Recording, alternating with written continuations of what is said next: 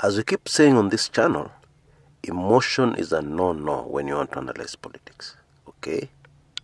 And things really go overboard when you hero worship somebody. Sample a recent comment on this channel. Yeah, actually there have been several comments saying more or less the same thing. Chris, you hate DP Ruto.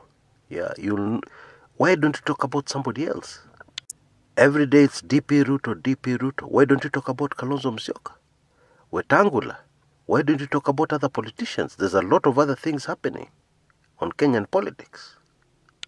Really? Like what? And by the way, you mentioned a name, Kalonzo who? Now let's get serious here. Political analysis is about what is going on the forefront, okay? Not about political nobodies who've been thrown into the dustbin of history. Uhuru Kenyatta, Raila Odinga, William Ruto, those are people at the forefront of Kenyan politics. So how do you analyze Kenyan politics without touching on those three people? How do you start making a determined effort? Yeah, because people are saying you're hating a person, which is of course not true. Yeah, how do you make a determined effort to avoid mentioning DP William Ruto? Gosh, hero worship is a terrible thing. Now, admittedly, I have my own heroes. Yeah, you people know them. And I talk a lot about them on this channel. Yeah, but I keep my emotions in check. So it's absolutely okay to love DP William Ruto and to think he's the best thing since sliced bread. That's okay. There's no problem with that. However, keep your emotions in check. When you do, you'll realize just how balanced we are. I mean, recently, we have even tried to get into the shoes of the DP William Ruto camp. Remember that? And we have analyzed possible moves they can make to save the situation. I think what some people need is a hero worship channel, okay? Just have videos hero worshipping your guy, yeah? And of course you'll run out of material very soon. He's the best. And then what will you say next? He did this and that. Then what will you say next? You'll very quickly run out of topics because the person you're talking about is human, yeah? Indeed, he has got some very major flaws which are a stumbling block to his political career for now. And most important, you'll be able to miss major developments politically just because you don't want to talk about anything that is linked to DP William Ruto. Anyway, folks, as I told you a few videos ago, nothing has changed. Yeah, all that has changed are the tactics. Now, there's a very interesting development in the change of tactics. The URP people firing barbs at the TNA wing of Jubilee are no longer the bigwigs. It's no longer Marcomen. It's no longer Duale. Yeah, instead, it's ordinary MPs, some of them even nominated. Now, yesterday, 3 legislators allied to DP William Ruto called a press conference. Now, these 3 MPs were Belgut legislator Nelson Koech, Bernard Koros of Sigowet Soin, yeah, constituency, and then David Sankok, who is nominated. Now, Nelson Koech did all the talking, yeah, and it was about the KPLC arrests, yeah, the latest very brutal arrests of Kenya Power and Lighting senior managers. Now, apart from echoing what we said here yesterday, yeah, except it was grossly exaggerated, yeah, Bwana Koech said, how do you send 20 cars full of armed men to arrest a woman? That is not factual, yeah. However, the point is the same. 5 to 6 cars full of armed men is very many men to arrest a single woman. Now, I cannot resist a small aside before we continue. Yesterday, predictably, a lot of you said, yes, yes, yes, this is the right thing. Let these corrupt people be harassed and brutalized. Yeah, some even said the wife was eating that stolen money. Wacha awekwe kwa boot. Gosh. Again, emotions are coming into play here. Because seriously, would you trust the Kenya police and indeed the government of Kenya, to tell you who is corrupt, who is a thief and who is not.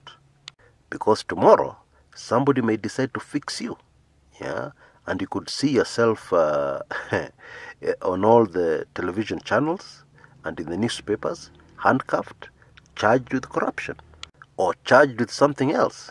Of course, having been arrested at midnight, yeah, by carloads of very armed men.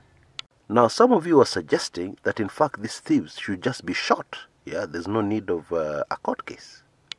Really? So would this apply if Trump-up charges were put up against you? Get serious. This is why we have due process. Yeah, you're accused of something, you go before a court of law, and there has to be solid evidence against you. When you have your day in court, you have a chance to even fight planted evidence, yeah, against you, because this happens all the time, all over the world, not only in Kenya. It is okay to hate corruption to that extent. However, due process is a must.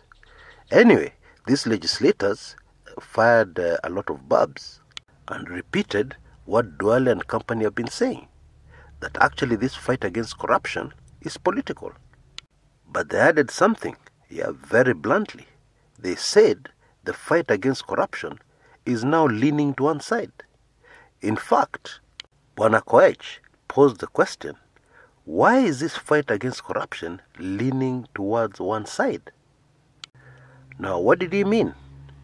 Well, it's obvious. A majority of the KPLC managers arrested are from Rift Valley. The cabinet secretary for energy is from Rift Valley. Now, this raises another major issue. How did this happen? We have very many qualified electrical engineers in the country. Yeah, we have very many qualified people in the country. So how come, yeah, the senior management of KPLC, the senior most people now facing corruption charges, are mostly from the Rift Valley? Why? Anyway, that is a story for another day. Let's stay on point. Bwana Kshs, in his remarks, repeated the threat which legislators have been issuing, yeah, for some weeks now, that they're going to pass a new law to stop these Friday arrests, to stop these brutal arrests. Now, on the surface of things, such a bill would sail through Parliament like yesterday, for the simple reason that the current fight against corruption impacts on the legislators directly. Yeah, many of them are running scared. Many of them are suspecting that they'll be arrested at any time. And that is because, it is not a secret, most of our politicians are corrupt. However, I said on the surface of things, yeah, because the reality is the government of the day is still extremely powerful. It can still push its weight in Parliament. It is still possible to have somebody in the public gallery, yeah, during debate in Parliament, waving a file at the legislators.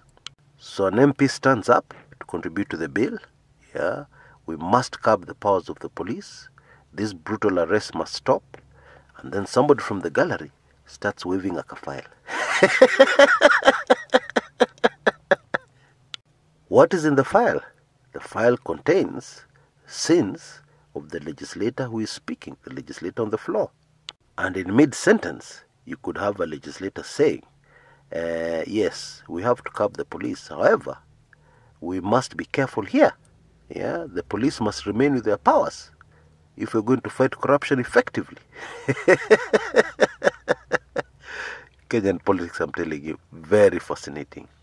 And so the long and short of what I'm saying is that it's not a sure thing that such a bill would actually pass through Parliament.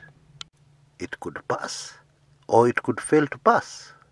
Now, before I go, there's a very interesting development related to this that I want to draw your attention to. Yeah? You remember a man called Alfred Keter, the Nandi Hills legislator? A lower court stripped him of his parliamentary seat. But a few days ago, the Court of Appeal upheld his election. So Bwana Keter is now safe. Now, prior to this judgment by the Court of Appeal, Bwana Alfred Keter went very quiet. Amenyamaza kama drum ya maji.